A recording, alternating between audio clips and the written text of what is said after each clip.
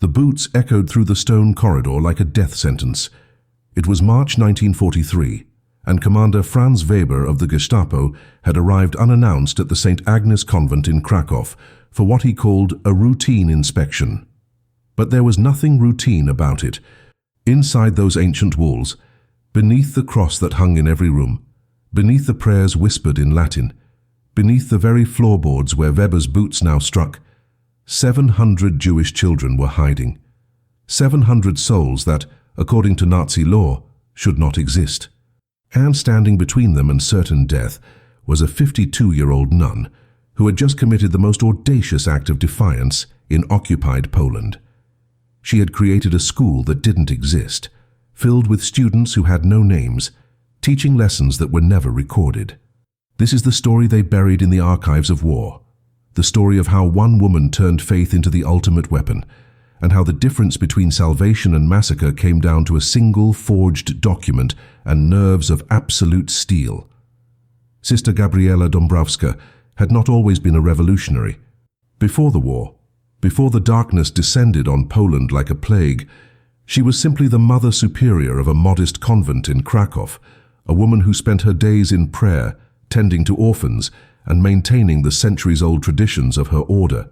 The convent itself was unremarkable, a 3-story building of grey stone tucked between narrow streets in the old quarter, with a small chapel, a courtyard garden, and classrooms where local children learned their catechism.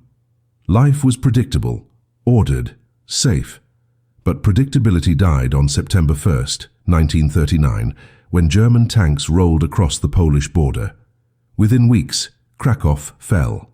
Within months, the systematic destruction of Polish Jewry began, and Sister Gabriela, watching from her window as families were dragged from their homes, as the ghetto walls rose brick by brick, as children no older than 6 or 7 disappeared into trucks heading east, made a decision that would either save hundreds or condemn them all. The occupation transformed Kraków into a city of whispers and shadows. The Jewish quarter, once vibrant with life, music, and the smell of fresh bread from kosher bakeries, became a walled prison. By early 1942, the Kraków ghetto held over 15,000 people, crammed into an area designed for 3,000. Starvation was deliberate, disease was rampant, and the deportations to Auschwitz-Birkenau, just 40 miles away, had begun in earnest. The Nazis were efficient, methodical, documenting every arrest, every transport, every execution with Germanic precision. But they had a weakness, one that Sister Gabriela understood better than most. They believed in paperwork. They believed that if a document bore an official stamp, it must be true.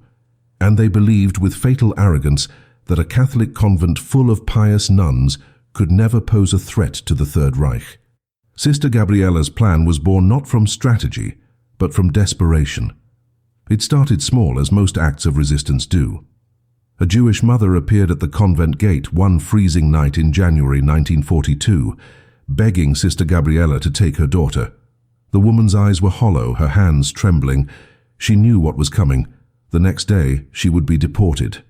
But perhaps, just perhaps, her 5-year-old could survive if she disappeared into the Christian world. Sister Gabriela took the child.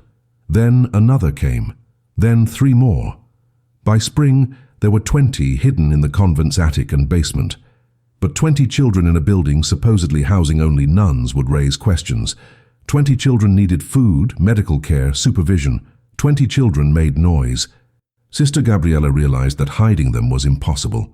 So instead, she did something far more dangerous. She decided to hide them in plain sight. The Phantom School was a masterpiece of deception. On paper, it was the Saint Agnes Academy for War Orphans, a charitable institution funded by the Church to educate Polish children displaced by the conflict. The enrollment records were impeccable, each child's name carefully chosen from recent death certificates of Catholic children who had perished in bombings or disease. Birth certificates were forged by Sister Katarzyna Borowski, a nun who, before taking her vows, had worked as a clerk in the municipal records office and still had contacts, friends who looked the other way. Identity papers were created with stolen stamps and official letterhead. Every child received a new name, a new birth date, a new history. Little Zofia Kaminska, who had celebrated Shabbat with her family just months before, became Zofia Kowalska, orphaned daughter of a railway worker killed in the invasion.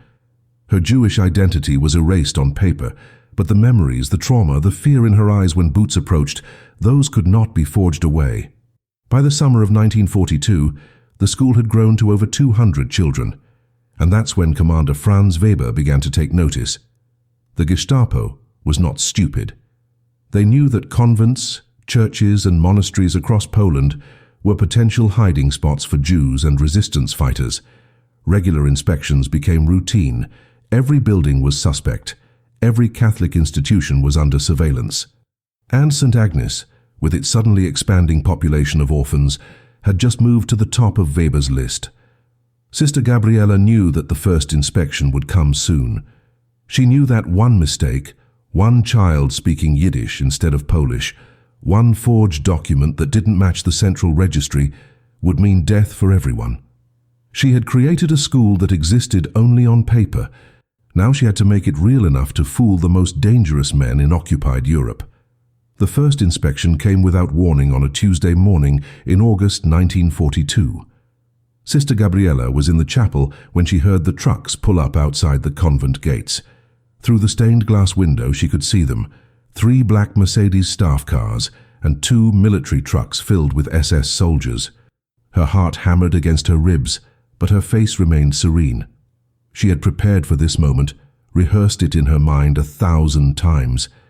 Every child had been drilled on their new identity until they could recite their false histories in their sleep. Every document had been checked and double-checked. Every potential weakness in their cover story had been addressed. But knowing you are ready and facing the actual moment when Nazi boots cross your threshold are 2 entirely different things. Sister Gabriela smoothed her habit, whispered a prayer not to God, but to her own courage, and walked calmly to meet Commander Franz Weber at the entrance. Weber was not what she expected.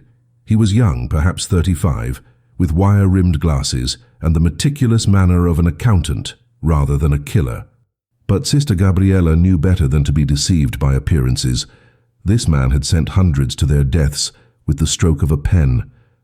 He smiled as he introduced himself, polite, almost friendly, and explained that he was simply conducting routine verification of all institutions receiving church funding in the district. He wanted to see the enrollment records, inspect the dormitories, observe a class in session, and interview several students at random. It was all very reasonable, very bureaucratic, very German, and it was a trap. Weber's eyes were constantly moving, cataloguing every detail, searching for the smallest inconsistency. Sister Gabriela invited him in with a gracious nod, her hands folded peacefully in front of her, while inside her mind screamed warnings that one wrong word could end everything. The children performed brilliantly. In the classroom where Sister Katarzyna was teaching arithmetic, 25 students sat in perfect rows, their hands folded on their desks, their eyes attentive. Weber walked between the desks, asking random questions. "What is your name? Where are you from? When did you arrive at the school?" The answers came smoothly, confidently. Zofia Kowalska, when asked about her parents, recited the story Sister Gabriela had created for her without hesitation. Her father died during the invasion. Her mother succumbed to typhus last winter. She had nowhere else to go. Weber nodded, made notes in his leather-bound journal, and moved on. In the dormitory, he inspected the beds, the lockers, the photographs each child kept of their families, all carefully selected images of deceased Catholic Poles. He examined the medical records maintained by Dr. Stefan Kowalski, who visited twice weekly to treat minor ailments and ensure no epidemics broke out among the crowded population. Every document matched, every story aligned, every detail was perfect. But perfection itself can be suspicious. As Weber reviewed the enrollment ledger in Sister Gabriela's office, he paused, his finger tracing down the column of admission dates. Too many children had arrived in clusters, he noted, all within the same 3-month period. Why such a sudden influx? Sister Gabriela did not miss a beat. She explained that the bombing of the railway junction in the spring had created a wave of orphans all at once, overwhelming the municipal orphanage, which had then transferred them to church institutions. It was documented, she assured him, pulling out correspondence from the city welfare office, letters she had painstakingly created with stolen letterhead and forged signatures. Weber read them carefully, his expression unreadable. The silence in the room stretched like a blade. Sister Gabriela could hear her own heartbeat, could feel the weight of 700 lives pressing down on this single moment. Finally, Weber closed the ledger, removed his glasses, and looked directly into her eyes. He said nothing for several seconds, just studied her face as if trying to read her soul. Then he smiled. Everything appeared to be in order, he told her.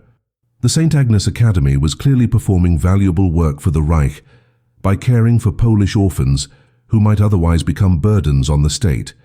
He would recommend continued funding and exemption from future inspections.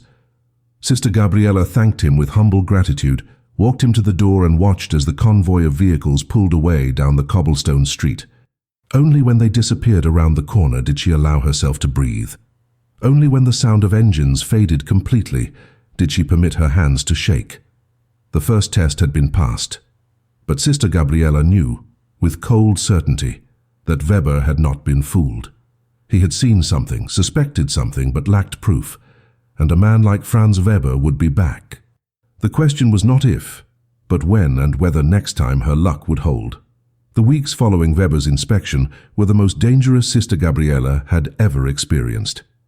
The convent existed in a state of perpetual tension, every knock on the door a potential death sentence, every unfamiliar face on the street a possible informant. The children, despite their youth, understood the stakes. They had seen their parents dragged away. They had witnessed the brutality of the occupation firsthand.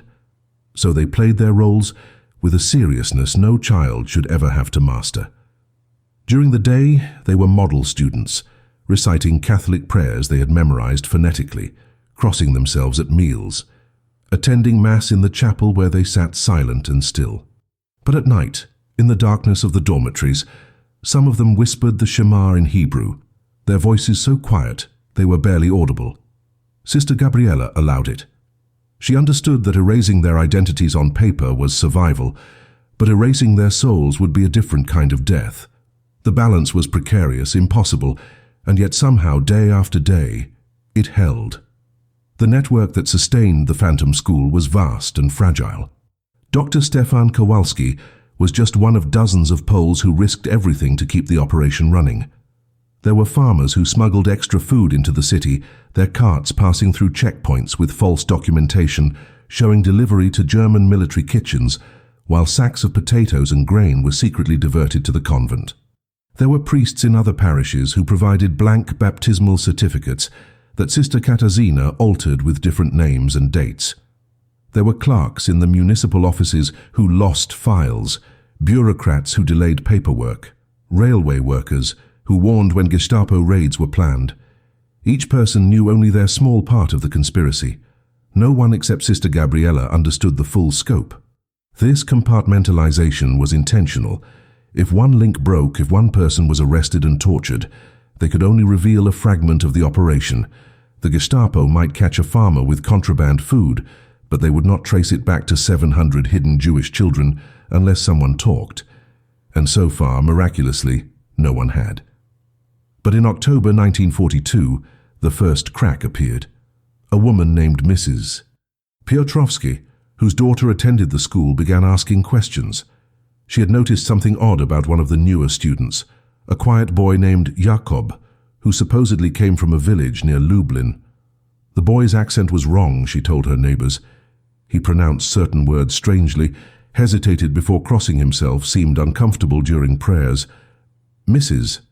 Piotrowski was not a Nazi sympathizer, but she was terrified. And terror makes people dangerous. If there were Jews hiding in the school, she reasoned, and the Gestapo discovered them, everyone associated with the institution would be executed. Her own daughter would die. So she did what frightened people do. She started talking quietly at first to friends, to her confessor, expressing concerns that perhaps the good sisters were being deceived, that perhaps some of these orphans were not what they claimed to be. The whispers spread.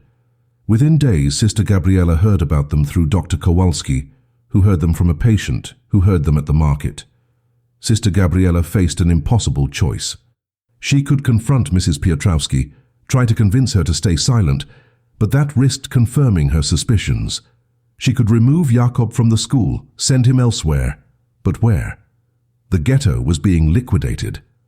Deportations to Auschwitz were accelerating. There was nowhere safe, and removing one child would not stop the rumors. Once doubt took root, it grew like poison. Other parents would start looking more closely at the students, noticing other inconsistencies, other children who did not quite fit.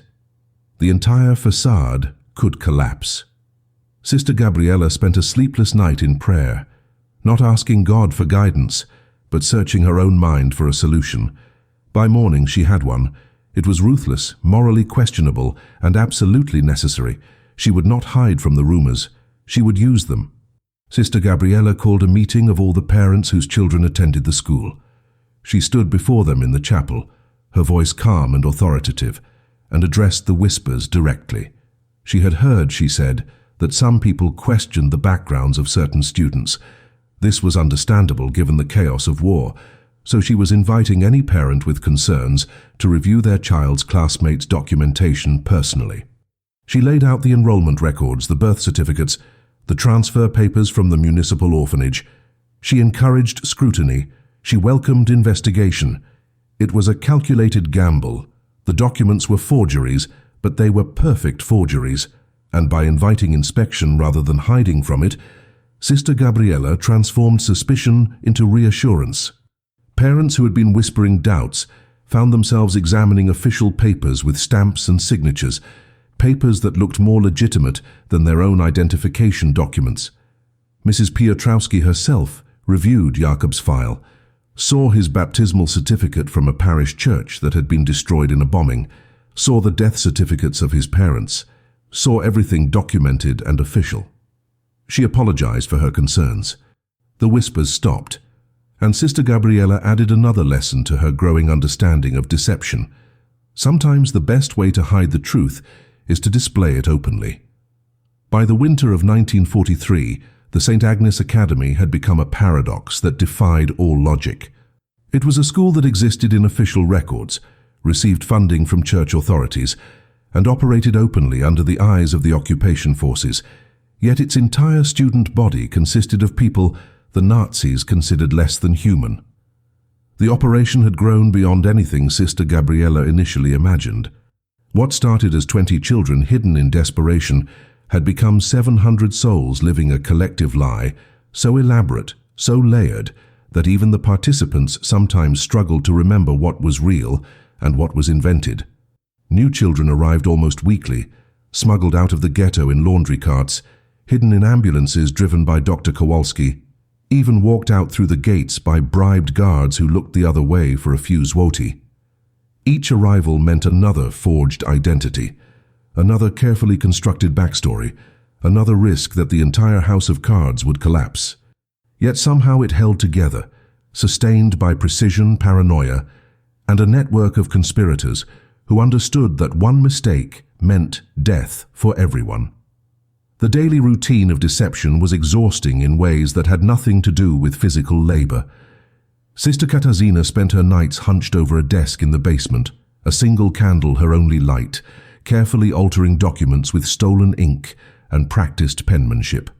She had become an expert forger, able to replicate the signatures of municipal clerks she had never met, to age paper with tea and cigarette smoke so it looked years old, to match typewriter fonts from different government offices. Every child needed not just one document, but a complete paper trail. Birth certificate, baptismal record, school enrollment forms from their supposed previous institution, medical records, even report cards showing their academic progress before arriving at Saint Agnes. The volume was staggering.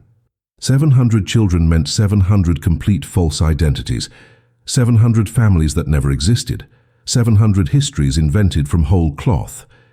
And each document had to be perfect because the Gestapo had access to central registries, cross-referenced files, and employed clerks whose sole job was catching exactly this kind of fraud. The children themselves were the most vulnerable element of the operation. Some, especially the younger ones, adapted quickly to their new identities. their memories of their previous lives fading into something dreamlike and uncertain. But the older children, those who were 10, 11, 12 years old, carried the full weight of their double existence. They were Jews pretending to be Catholics, living in constant fear that a moment of forgetfulness would betray them. A boy who instinctively reached for his head when entering a room, remembering too late that he no longer wore a kippah. A girl who paused before eating pork during a meal, her face revealing disgust before she forced herself to swallow. These tiny hesitations, these microseconds of authentic reaction were deadly. Sister Gabriela implemented a brutal training regimen, drilling the children relentlessly on their cover stories, staging surprise inspections where she would burst into dormitories at midnight, demanding they recite their false identities while still half asleep. It was psychological torture of innocence, and she hated herself for it. But the alternative was their extermination. The strain began to show in unexpected ways. Sister Katarzyna, who had once been cheerful and optimistic, became withdrawn and hollow-eyed, jumping at shadows, unable to sleep without nightmares of Gestapo raids. Dr. Kowalski started drinking heavily, medicating his terror with vodka he kept hidden in his medical bag. Two of the younger nuns, overwhelmed by the constant fear, asked to be transferred to convents in the countryside, away from the horror. Sister Gabriela let them go, understanding that not everyone could sustain this level of deception indefinitely. She herself felt the weight crushing down on her shoulders, a physical pressure that made breathing difficult. She had aged 10 years in 18 months, her face gaunt, her hands developing a tremor she could not control. At night, she lay awake calculating odds, running through scenarios of disaster, imagining the moment when Weber would return with proof, with witnesses, with irrefutable evidence of what she had done. The guilt was multifaceted. Guilt for the children she could not save, the hundreds still trapped in the ghetto facing certain death. Guilt for the lies she forced innocents to live. Guilt for endangering the nuns under her authority. And underneath it all, a deeper guilt, the knowledge that part of her had grown to enjoy the deception, to take pride in outsmarting the Gestapo, to feel a rush of adrenaline each time an inspection was passed. She was becoming someone she did not recognize, and that terrified her more than Weber ever could. Then in February 1943, everything changed. The Kraków ghetto was liquidated. In a single week, the Nazis emptied the entire district, sending 8,000 people to Auschwitz and executing 2,000 in the streets. The gunfire could be heard from the convent, echoing through the city like thunder that would not stop. Sister Gabriela stood at her window, watching smoke rise from the ghetto, and understood that the rules had changed. There would be no more children smuggled out, because there were no more children left to save. The 700 souls in her care were now the survivors, the last remnants of a community that had existed in Kraków for 600 years. And Weber, she knew, would soon realize that the sudden end of orphan arrivals at Saint Agnes was not a coincidence. The Phantom School had just become the most obvious hiding place for Jews in all of occupied Poland. The real test was about to begin. Weber returned exactly 3 weeks after the ghetto liquidation, but this time he did not come alone. 6 SS officers accompanied him, along with 2 specialists from the Race and Settlement Office in Berlin, men trained specifically to identify Jews who were passing as Aryans. They brought equipment, calipers for measuring skull dimensions, charts for comparing facial features, files containing photographs of known Jewish families from before the war. This was not a routine inspection. This was a hunt. Sister Gabriela watched through her office window as they unloaded their materials from the trucks, her stomach twisting into knots. She had prepared for many scenarios, but not this. The crude racial pseudoscience the Nazis employed was unpredictable, arbitrary, but it was also terrifyingly effective when combined with photographic records. If these specialists had access to pre-war identification photos from the Jewish Community Registry, they could potentially match faces. Children grow and change, but certain features remain constant. A distinctive birthmark, an unusual eye color, the shape of ears. Sister Gabriela realized with cold horror that all her forged documents, all her carefully constructed paper trails, meant nothing against a photograph. The inspection lasted 3 days. The specialists set up in the school's largest classroom, converting it into a makeshift examination center. Every child was brought in individually, measured, photographed, questioned. The process was clinical, dehumanizing, designed to strip away any pretense and reveal the truth beneath. Weber himself supervised, watching each examination with the focused intensity of a predator. The SS officers stood guard at every exit, preventing anyone from leaving the building. The convent was effectively under siege. Sister Gabriela was forbidden from being present during the examinations, confined to her office with an armed guard at the door. She could do nothing but wait, pray, and listen to the footsteps in the hallway, trying to discern from the rhythm and pace whether something had gone wrong. Sister Katarzyna managed to slip her a note, smuggled past the guard by a nun delivering lunch. "They are looking for circumcised boys." Gabriela's blood ran cold. In their desperate focus on documents and identities, they had overlooked the most obvious physical evidence. Every Jewish boy in the building carried permanent proof of his heritage. If the Nazis conducted physical examinations, the deception would end instantly. But the examination protocols, as thorough as they were, had a blind spot born from Nazi ideology itself. The racial specialists were obsessed with facial measurements, skull shapes, and photographic comparisons. They believed their pseudo-scientific methods could identify Jewish blood through bone structure and physiognomy. Physical examinations beyond these measurements were considered beneath them, the work of common physicians rather than racial experts. They measured noses and examined eye color and compared jawlines to their absurd charts. But they did not think to check for circumcision. It was a failure of imagination caused by their own arrogance, and it saved lives. Child after child was processed through their system, declared acceptably Aryan or questionably mixed, but lacking definitive proof of Jewish ancestry. The photographic comparison proved less effective than Weber hoped, because most of the pre-war Jewish registry photos had been destroyed when the ghetto was liquidated. The Nazis, in their thoroughness in erasing the Jewish community, had inadvertently erased the evidence they now needed to identify hidden survivors. On the third day, little Zofia Kaminska was brought in for examination. She was 8 years old now, small for her age, with dark eyes that had seen too much. The specialist measured her skull, recorded the results, compared them to his charts. Then he pulled out a photograph, one of the few surviving images from the Jewish registry. It showed a family, father, mother, and a small girl who could not have been more than 4 years old.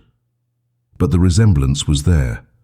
The same distinctive widow's peak hairline, the same slight asymmetry in the smile. The specialist stared at the photograph, then at Zofia, then back at the photograph. He called Weber over. The two men studied the child in silence, while Zofia stood frozen, her face carefully blank. She had been trained for this, drilled on maintaining composure, but she was still just a child, and the terror showed in the trembling of her hands. Weber examined the photograph closely, then looked into Zofia's eyes. He asked her name. She answered without hesitation, Zofia Kowalska. He asked about her parents. She recited the story she had memorized. Father killed in the invasion, mother dead from typhus. Her voice did not waver. Weber studied her for what felt like hours, but was probably only seconds. Then he handed the photograph back to the specialist and shook his head. The resemblance was superficial, he said. Half the Polish girls in Kraków had dark hair and that facial structure. Without definitive proof, they could not act on speculation. The specialist disagreed, but Weber was the commanding officer. His word was final. That night, after the Nazis finally departed, Sister Gabriela found Zofia in the chapel, kneeling before the altar, her small body shaking with silent sobs. The child had held herself together through the examination, through the terror, through the moment when her life hung on Weber's decision. But now, in the safety of darkness, she fell apart. Sister Gabriela sat beside her, pulled her close, and let her cry. She did not offer empty reassurances that everything would be fine because they both knew it was a lie. Instead, she whispered the truth. You were brave, you survived, and tomorrow we continue. Outside, the city slept under occupation. Inside the Phantom School, 700 children who should not exist prepared for another day of being someone else. and Sister Gabriela understood with absolute clarity that Weber had known. He had seen the resemblance in that photograph. He had recognized the truth, but he had chosen to look away. The question that would haunt her for years was simple and unanswerable. Why? The answer to why Weber had looked away revealed itself gradually over the following months, not through any single revelation, but through a pattern of behavior that Sister Gabriela began to notice. Weber continued his inspections, returning to the convent every 4 to 6 weeks with metronomic regularity. But something had changed. His visits became almost perfunctory, going through the motions of examining documents and questioning children, but always finding everything in order. He never brought the racial specialists again. He never conducted surprise midnight raids. He never dug deeper into the inconsistencies that surely must have troubled him. It was as if he had drawn a line in his own mind, a boundary he would not cross. Sister Gabriela watched him during these visits, studied his face, searched for clues to his motivation. What she saw disturbed her more than outright hostility would have. Weber was a man at war with himself, a dutiful Nazi officer who had glimpsed something in the phantom school that challenged his ideology, and he had chosen the coward's path of willful blindness. He would not help the children, but he would not destroy them either. He would file his report stating everything was in compliance, and he would sleep at night by telling himself he was simply following protocol. This precarious arrangement might have continued indefinitely, if not for forces beyond Weber's control. In the spring of 1944, as the Soviet army began its westward advance and the Reich's eastern territories started to crumble, Berlin demanded results. The SS hierarchy issued new directives. All remaining Jews in occupied Poland were to be found and eliminated immediately. No exceptions, no delays, no bureaucratic excuses. Every institution, every church, every organization that had shown unusual population growth during the war years was to be investigated with maximum scrutiny. Weber received orders from his superiors to personally oversee a complete audit of all orphanages and convents in the Kraków district. This time, he would not be alone. This time, investigators from Berlin would accompany him, men who had no relationship with Sister Gabriela, no history with the convent, no reason to look away from uncomfortable truths. The notification arrived at Saint Agnes on a Monday morning in April. The inspection was scheduled for the following Thursday. Sister Gabriela had 4 days to prepare for the end of everything. The emergency meeting that night included everyone who had been part of the conspiracy from the beginning. Sister Katarzyna, Dr. Kowalski, and 3 other nuns who had been instrumental in maintaining the deception. They gathered in the basement, speaking in whispers even though the children were asleep 3 floors above. The options were discussed with brutal honesty. They could attempt to evacuate the children, scatter them across the countryside to different hiding places. But moving 700 people without attracting attention was impossible. They could try to forge new documents claiming the children had been transferred to other institutions, but the Berlin investigators would verify such claims and discover the fraud within hours. They could pray for a miracle, hope that somehow the inspection would be cursory and the investigators incompetent, or they could do what Sister Katarzyna suggested in a voice barely above a whisper.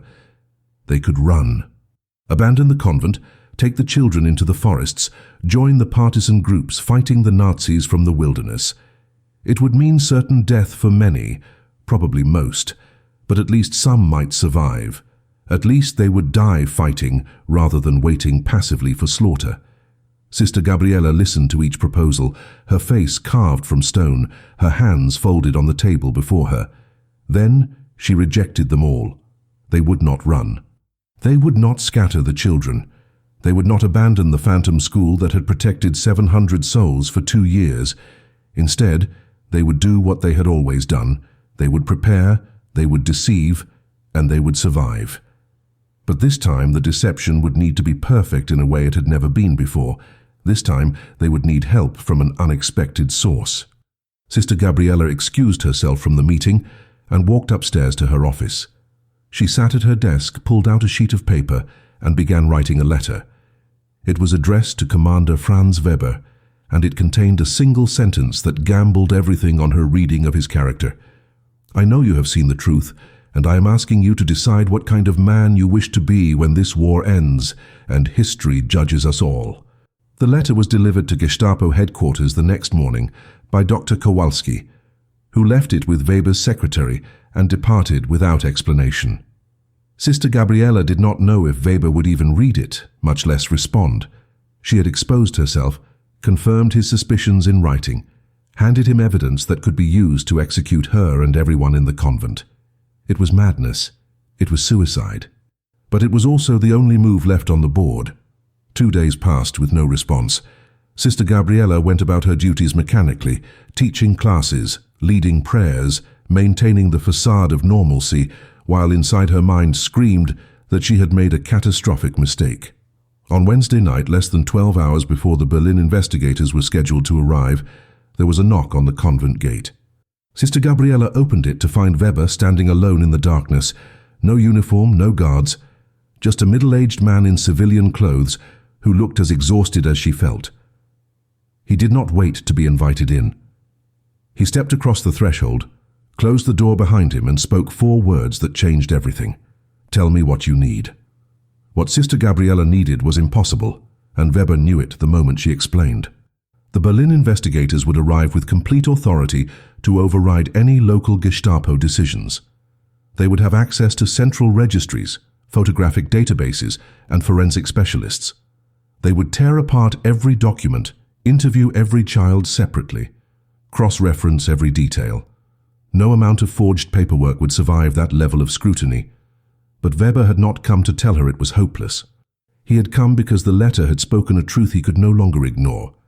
History would judge them all, and he had to decide now, in this moment, what his judgment would be. He sat across from Sister Gabriela in her small office, this Nazi officer and this Catholic nun, 2 people who should have been enemies, and together they planned treason. Weber's proposal was audacious and insane in equal measure. He could not stop the inspection, but he could control its scope. If the investigators arrived to find that the Saint Agnes Academy had already been thoroughly examined and cleared by local Gestapo authority, if they found comprehensive documentation of a recent investigation, complete with photographic evidence and detailed reports, they might limit their own inquiry to a cursory review rather than starting from scratch. It would require creating an entirely fabricated inspection record backdated to 3 months earlier, complete with Weber's signature and official stamps. It would require Weber to commit fraud so blatant that if discovered, it would mean his execution. And it would require one more thing. The investigators could not be allowed to examine the children directly. The plan Weber outlined was breathtaking in its ruthlessness. The very next morning, before the Berlin investigators arrived, Saint Agnes Academy would be placed under medical quarantine. Dr. Kowalski would certify an outbreak of scarlet fever among the student population, a highly contagious disease that required strict isolation. The entire building would be sealed, with guards posted to prevent anyone from entering or leaving. This was standard protocol for epidemic control, and even Berlin investigators would hesitate to risk exposure to a serious illness. They could review documents from outside the quarantine zone, but they could not interview children who were supposedly infectious. The quarantine would need to last at least 2 weeks, by which time Weber hoped the investigators would have moved on to other institutions on their list. It was a desperate gamble built on the assumption that German bureaucrats would prioritize their own health over thorough investigation. If the investigators suspected the quarantine was fake and demanded entry anyway, the entire scheme would collapse instantly. But it was the only option that did not involve 700 children being loaded onto cattle cars bound for Auschwitz. Sister Gabriela stared at Weber across the desk, trying to understand the man before her. He was risking everything, his career, his life, his family's safety, for people his government had declared subhuman. She had to ask the question that burned in her mind. Why are you doing this? Weber's answer was not what she expected. He did not claim moral awakening or religious conversion. He did not denounce Nazi ideology or express regret for his role in the occupation. Instead, he told her about his daughter. She was 9 years old, he said, the same age as many of the children in the convent. She lived in Munich with her mother, far from the horrors of the Eastern Front. Every night before he slept, Weber wrote her letters describing Poland as a beautiful country, full of history and culture, carefully omitting any mention of what he actually did there. He wanted her to be proud of him, to believe he was serving Germany honorably.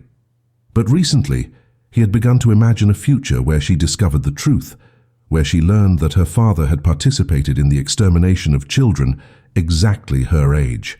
He could not bear the thought of her knowing, and so he had decided that when this war ended, whether Germany won or lost, he needed to be able to tell his daughter that at least once he had chosen mercy over orders.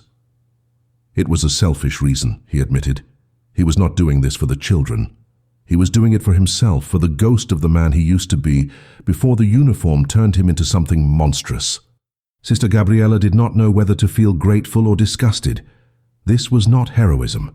This was a Nazi officer attempting to purchase redemption with a single act of decency after participating in genocide.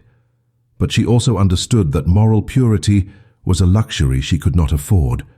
700 lives hung in the balance, and she would accept help from the devil himself if it meant saving them. So she thanked Weber, not for his morality but for his choice, and together they worked through the night preparing the false documentation. Sister Katarzyna was brought in to help forge the backdated inspection reports. Dr. Kowalski was awakened and briefed on his role in the medical quarantine. By dawn, everything was in place. The fabricated records showed a comprehensive Gestapo inspection conducted in January, complete with photographs of children, interviews with staff, and Weber's official certification that no Jews were present in the institution. The medical quarantine order was typed on official letterhead, signed by both Dr. Kowalski and the district health officer, whose signature Sister Katarzyna had replicated flawlessly. Yellow quarantine notices were posted on every entrance to the building.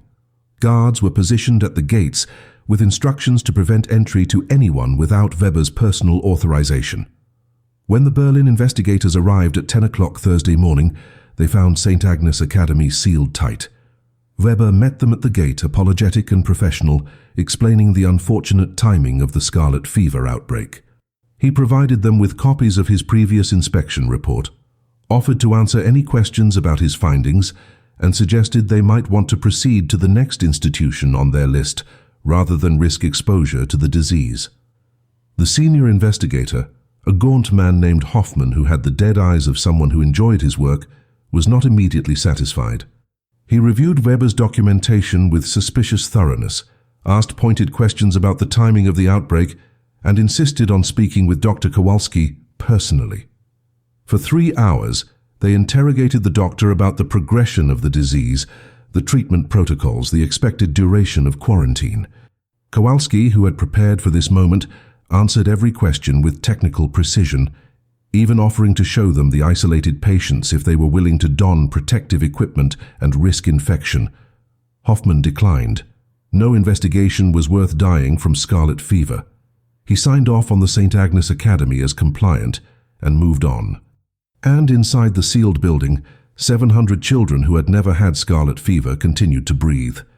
The quarantine lasted exactly 16 days, though the disease it was meant to contain had never existed. During that time, the children remained locked inside the convent, forbidden from even approaching the windows, lest someone outside glimpse their healthy faces and question the legitimacy of the medical emergency. The isolation was psychologically devastating. These were children who had already lost everything, who lived every day in terror of discovery, and now they were confined to an even smaller prison within their prison. Fights broke out in the dormitories. Younger children cried for hours, inconsolable. 2 of the older boys attempted to escape through a basement window, convinced that the quarantine was a Nazi trick and that gas chambers were being prepared upstairs. Sister Gabriela had to physically restrain them, whispering urgently that the quarantine was their salvation, not their doom, begging them to trust her for just a few more days. The strain showed on everyone. Sister Katarzyna stopped eating, her hands shaking so badly she could no longer forge documents. Dr. Kowalski, who had to maintain the pretense of treating highly contagious patients, spent his days moving between empty isolation rooms, checking on children who were not sick, documenting symptoms that did not exist, all while knowing that one slip, one inconsistency in his medical records could unravel everything. Weber visited twice during the quarantine, ostensibly to check on the status of the outbreak for his official reports. But his real purpose was to update Sister Gabriela on the investigators' progress through Kraków. The news was horrifying. At 3 other institutions claiming to house war orphans, the Berlin team had discovered hidden Jews. At a monastery outside the city, they found 42 children living in a secret basement chamber. All were deported to Auschwitz within hours of discovery. The monks who hid them were executed on the spot. At an orphanage run by Protestant clergy, 15 Jewish teenagers working as kitchen staff were identified and shot in the courtyard while the other children watched. The investigators were thorough, methodical, and utterly without mercy. They had already sent over 200 people to their deaths and were beginning a second sweep of institutions they considered suspicious. Saint Agnes Academy was on that list. The only reason they had not yet returned was the quarantine, but Hoffman had made it clear. The moment the medical restriction was lifted, he would personally conduct a follow-up inspection. Weber delivered this information in a monotone, his face carefully neutral, but Sister Gabriela could see the fear in his eyes. He had bought them time, but time was running out. The decision to end the quarantine early was made by Dr. Kowalski, and it was born from desperation rather than strategy. On the 14th day of isolation, one of the youngest children, a 5-year-old girl named Hannah, actually became sick. Not with scarlet fever, but with pneumonia brought on by the stress, poor ventilation, and close quarters of the lockdown. Her fever spiked to dangerous levels. She needed hospitalization, real medical care beyond what Kowalski could provide in the convent's makeshift infirmary. But admitting a child to a hospital during a supposed quarantine would raise immediate questions. Why was she being moved if she was contagious? Why was she being treated for pneumonia if the outbreak was scarlet fever? The inconsistency would be noticed, reported, investigated, yet doing nothing meant watching Hannah die, and Kowalski could not bring himself to let another child perish when he had the means to save her. He came to Sister Gabriela with the impossible choice: risk exposure by hospitalizing Hannah, or let her die to protect the others. Sister Gabriela did not hesitate. She told Kowalski to declare the quarantine over, to certify that the outbreak had been contained and all patients recovered. They would get Hannah to the hospital, face whatever came next, and pray that luck held one more time. The announcement that the quarantine was lifted brought relief and terror in equal measure. The children could finally leave their rooms, breathe fresh air in the courtyard, resume some semblance of normal routine. But everyone knew what it meant. The investigators would return. Weber confirmed it the same day, arriving at dusk with a warning that Hoffman planned to visit Saint Agnes again within 48 hours. This time, he would not be deterred by medical excuses. This time he would conduct interviews, physical examinations, and forensic document analysis. Berlin was pressuring him to produce results, and Hoffman was convinced that Weber's initial inspection had been too lenient. The noose was tightening. Sister Gabriela called another emergency meeting, but this time there was nothing to plan, no strategy left to employ. They had exhausted every deception, used every trick, relied on every contact in their network. The well was dry. Sister Katarzyna suggested they at least try to evacuate the youngest children, those who might be able to pass unnoticed in foster homes across the countryside. But even that seemed hopeless now. The roads were monitored. The countryside was crawling with Wehrmacht units retreating from the Soviet advance, and any large-scale movement of children would be immediately noticed. They were trapped. For 2 years, Sister Gabriela had performed miracles of deception, but miracles have limits, and she had finally reached hers. Then, on the morning Hoffman was scheduled to arrive, the world shifted. The distant rumble that had been growing steadily louder for weeks, the sound everyone pretended not to hear, suddenly became impossible to ignore. Soviet artillery. The Red Army had broken through German lines and was advancing on Kraków faster than anyone anticipated. By noon, the streets were chaos. Wehrmacht units were fleeing westward, their vehicles clogging the roads in panicked retreat. Gestapo officers were burning files, destroying evidence of their crimes before the Soviets arrived. Civilians barricaded themselves in their homes, uncertain whether liberation would be better than occupation.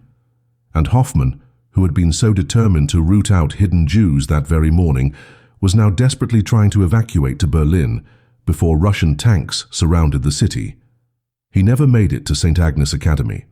The inspection that would have destroyed everything was cancelled, not by human intervention, but by the approaching thunder of Soviet guns. Sister Gabriela stood in the courtyard, listening to explosions grow closer, and for the first time in 2 years, she allowed herself to believe they might actually survive. The liberation of Kraków came on January 19, 1945, not with celebration, but with cautious, exhausted silence. Soviet troops entered the city to find it largely abandoned by German forces, who had retreated during the night in a desperate attempt to avoid encirclement. The convents, churches, and schools that dotted the old quarter suddenly emerged from years of enforced secrecy, their true purposes finally revealed. At Saint Agnes Academy, Sister Gabriela gathered the 700 children in the chapel and told them the truth they had been waiting years to hear. The war was not over, but they were finally safe. The Nazis were gone. They could stop pretending. They could remember their real names. The reaction was not the jubilation she expected. Some children cried. Some stared blankly, unable to process the information. Many simply did not believe her, convinced it was another test, another deception. The youngest ones, those who had arrived at age 3 or 4 and were now 6 or 7, had no memory of being anyone other than their false identities. They were Zofia Kowalska and Jakub Nowicki and all the other invented children. Their Jewish heritage was an abstract concept, something the adults insisted was true, but that felt like a story about someone else. The psychological damage of living a lie for years could not be undone with a simple announcement that the lie was no longer necessary. The immediate aftermath of liberation brought new horrors that Sister Gabriela had not anticipated. As word spread that the Phantom School had successfully hidden 700 Jewish children throughout the occupation, survivors began arriving at the convent gates, searching for family members. Parents who had somehow survived the camps, aunts and uncles who had hidden in the forests with partisan groups, distant relatives who had fled to the Soviet Union and were now returning. They came with old photographs, desperate hope, and heart-wrenching questions. "Have you seen my daughter, my son, my niece?" Most of the time, Sister Gabriela had to shake her head. The children in her care represented a tiny fraction of Krakow's Jewish population. For every child she had saved, 100 others had perished. But occasionally, impossibly, there were reunions. A mother found her twin daughters, whom she had given to the convent in 1942, believing she would never see them again. A father discovered his son, now 10 years old, who barely remembered him. These moments should have been joyful, but they were complicated by a reality Sister Gabriela had not foreseen. Some of the children did not want to leave. After years of living as Catholics, they had internalized the identity. They wanted to stay at Saint Agnes, continue their education with the nuns, remain in the only stable home they had known. The parents, traumatized and broken by the camps, often lacked the resources or emotional capacity to care for children who had become strangers. Families that should have been reunited instead fell apart, torn between obligation and impossibility. Weber disappeared 3 days before the Soviets arrived, and Sister Gabriela never saw him again. She heard rumors later, fragmented stories that may or may not have been true. Some said he fled to Austria and was captured by American forces. Others claimed he committed suicide rather than face trial for his role in the occupation. A few whispered that he had been killed by retreating SS officers who discovered his cooperation with Sister Gabriela and executed him as a traitor. Sister Gabriela did not know which version was accurate, and in some ways it did not matter. Weber had made his choice, had drawn his line in the sand after years of complicity, and whatever happened to him afterward was beyond her control or concern. But she thought about him often in the months that followed, wondering if he had found the redemption he sought, if his daughter ever learned what he had done in Poland, if in the final accounting of his life, the single act of mercy outweighed the years of participation in evil. She suspected the answer was no, that one good deed could not absolve a lifetime of moral failure. But she also knew that without his help, 700 children would have died. Morality, she had learned, was not the clean binary of good and evil she had been taught in seminary. It was complicated, contradictory, and often impossible to judge clearly. The convent itself did not survive the war intact. Soviet occupation brought its own challenges, different from Nazi occupation, but in some ways equally oppressive. The new regime was officially atheist, suspicious of religious institutions, and eager to assert control over all aspects of Polish life. Saint Agnes Academy was nationalized, converted into a state-run school where religious instruction was forbidden. Sister Gabriela and the other nuns were allowed to remain as teachers, but stripped of their authority. The children who had no families to return to, and there were many, became wards of the state. The records Sister Katarzyna had spent years forging were confiscated by Soviet authorities, examined for evidence of collaboration with the Nazis, and eventually destroyed as fraudulent documents. In a bitter irony, the very forgeries that had saved lives were now classified as crimes against the state. Sister Gabriela watched as her life's work was dismantled, categorized, and filed away in bureaucratic archives where it would gather dust for decades. She was not even allowed to keep copies of the enrollment records, the only proof that 700 specific children had been saved. Their names, their faces, their stories, all of it was erased by the same impulse toward bureaucratic control that had nearly destroyed them in the first place. By 1946, most of the children had either been reunited with surviving relatives or placed in Jewish orphanages, being established across Poland and later in Palestine. The Phantom School, which had existed in defiance of genocide, slowly emptied until only a handful remained. Sister Gabriela walked through the dormitories, now silent and abandoned, and felt the weight of what they had accomplished and what it had cost. She was 55 years old but looked 70. Her health had deteriorated from years of stress, malnutrition, and sleepless nights. Sister Katarzyna had suffered a complete nervous breakdown and been transferred to a sanatorium. Dr. Kowalski had died of a heart attack in March 1945, his body simply giving out after years of operating under impossible pressure. The network of conspirators who had sustained the operation had scattered, many emigrating to escape Soviet rule. And Sister Gabriela, standing in an empty classroom where children once recited Catholic prayers, in languages they barely understood, realized that she was the last witness. She was the only one left who remembered all of it, every child, every close call, every impossible decision. The responsibility of that memory would haunt her for the rest of her life. Sister Gabriela lived for another 32 years after the war ended, dying quietly in 1977 at the age of 86. She never spoke publicly about the Phantom School. When journalists occasionally tracked her down, drawn by rumors of the nun who had saved hundreds of Jewish children, she refused interviews.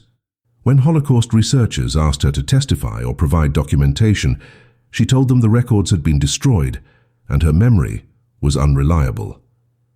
This was not modesty or trauma-induced silence. It was something more complex. Sister Gabriela understood that the moment her story became public, it would be simplified, sanitized, turned into a narrative of heroic righteousness that erased all the moral ambiguity, all the impossible choices, all the people like Weber, who were neither heroes nor villains but something far more complicated. She knew that history prefers clear categories, the brave rescuers and the evil Nazis, the innocent victims and the guilty perpetrators. But she had lived in the gray spaces between those categories, had made decisions that saved lives through deception and fraud, had worked with a Nazi officer whose single act of mercy could not erase his complicity in genocide. She did not want to be celebrated as a hero because she did not feel like one. She felt like a woman who had done what was necessary and paid a price that could never be fully articulated. What haunted Sister Gabriela most in her final years was not the children she saved, but the ones she could not. For every child who found refuge at Saint Agnes, there were dozens, hundreds, who knocked on other doors that remained closed, who hid in attics and basements that were discovered, who were betrayed by neighbors or caught in raids, or simply ran out of luck. The final accounting of the Holocaust in Poland was staggering. 3 million Jews murdered, 90% of the pre-war population erased. The 700 children of the Phantom School represented a statistical anomaly, a rounding error in the machinery of genocide. Sister Gabriela knew this, carried the weight of it, and struggled to reconcile the mathematics of survival with the human reality. Each of the 700 was a universe, a life that mattered infinitely. But placed against the backdrop of 3 million deaths, what did it mean? She had performed a miracle, yes, but it was a miracle that saved a fraction of 1% of those who needed saving. Was that enough? Could it ever be enough? These were questions without answers, questions that kept her awake at night decades after the last Nazi had fled Kraków. The legacy of the Phantom School exists now in fragments, scattered across continents and generations. Some of the children who survived went on to build families, careers, lives that would have been impossible without Sister Gabriela's intervention. They named daughters after her, donated to causes in her memory, told their grandchildren stories about the nun who risked everything to hide them. But many others could not escape the trauma. Some committed suicide decades after the war ended, unable to reconcile the survivors' guilt or integrate the fractured identities they had been forced to adopt. Some lost themselves in addiction or mental illness. Some simply disappeared, cutting ties with their pasts and vanishing into anonymity. The survival rate of hidden children after liberation was high in terms of physical survival, but devastating in terms of psychological wholeness. Sister Gabriela saved their bodies, but could not save them from the internal wars that would rage for the rest of their lives. This, too, haunted her. She had given them life, but at what cost? What kind of existence had she preserved? These were the questions she took to her grave, unanswered and perhaps unanswerable. What Sister Gabriela's story forces us to confront is something deeply uncomfortable about human nature and moral action. We want our heroes to be pure, our rescuers to be motivated by selfless compassion, our resistance to be untainted by collaboration or compromise. But the reality of survival under totalitarian regimes is messier. Sister Gabriela forged documents, lied to authorities, worked with a Nazi officer, and traumatized children by forcing them to deny their identities. She did all of this to save lives, but the methods were ethically fraught. Does the result justify the means? If 700 children survived but lived with psychological scars for decades, was it worth it? These are not rhetorical questions. They are genuine moral dilemmas that anyone who studies resistance movements must grapple with. Sister Gabriela herself did not claim to have the answers. She simply acted, made impossible choices with incomplete information, and lived with the consequences. Perhaps that is the real lesson. That moral clarity is a luxury afforded to those who do not face existential threats, and that judging historical actors by the standards of peacetime ethics misses the entire point of what it means to resist when resistance seems futile. So here is the question I leave you with, the question Sister Gabriela herself could never answer.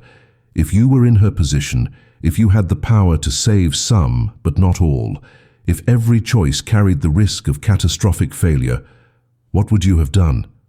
Would you have taken the first child who appeared at your door, knowing it would lead to 700 more and place everyone at risk?